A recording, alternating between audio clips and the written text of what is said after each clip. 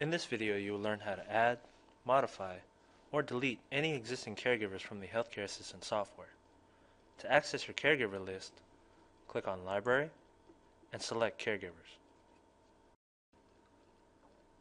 This is the caregiver list. Notice there's a blank bar or blank space between the header and the actual contents of the list. You can use this space to search either by name, by code, by address, or you can select a filter in which you would like to search by. You also have the control buttons. Select New to add a new caregiver. Hit Select to access a caregiver's already existing information. And you can also change the view of your list from what we like to call the classic view to the list view, which actually expands the view of the actual list itself. And you can also close the actual caregiver list. To enter in a new caregiver, click New. You will be prompted to enter in a new provider code. You can either have the software automatically assign a code for you, or you can manually enter one. I'll select Auto Assign and click on OK. The caregiver information window appears. This is where you can type in the name, address, and contact phone numbers for your caregiver.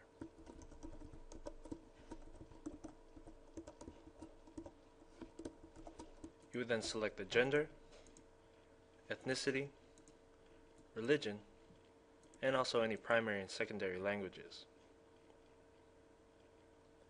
The payroll employee number can be entered for the caregiver, especially if you are using Paychex or another payroll system. You can also keep track of the hire date, the last employment date, the last performance evaluation date, and here is where you would enter in the classification of the type of caregiver that you are placing into the software. There is also an employer drop-down menu, but we'll get into this later on.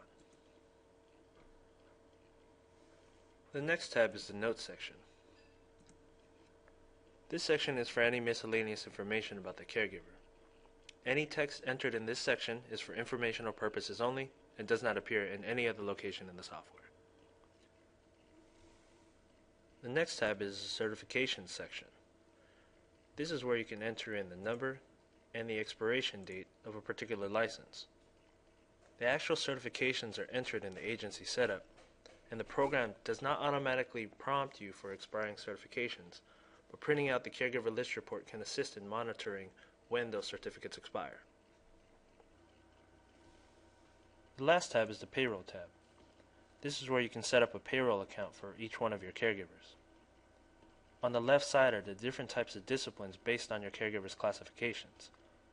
To create an account for them, simply just highlight the type of visit, click on Add, and set up a pay rate. You can set up the different units or the pay rate by either visits or hours. Once you've completed setting up a caregiver, click on Save. They are now added to your caregiver list. The setup for a physician is a little different than for non-physicians. Everything's basically the same except for the classification, the hiring information, and instead of certifications and payroll, there's a Licenses tab. Under the Licenses tab is where you would put in the physician's licenses. To select an existing caregiver, you could do one of two things. You can double click on the caregiver, or you can highlight the caregiver and click on Select. Once you've made your changes, click on Save to save those changes. If you'd like to delete an existing caregiver, right-click on their name and select Delete.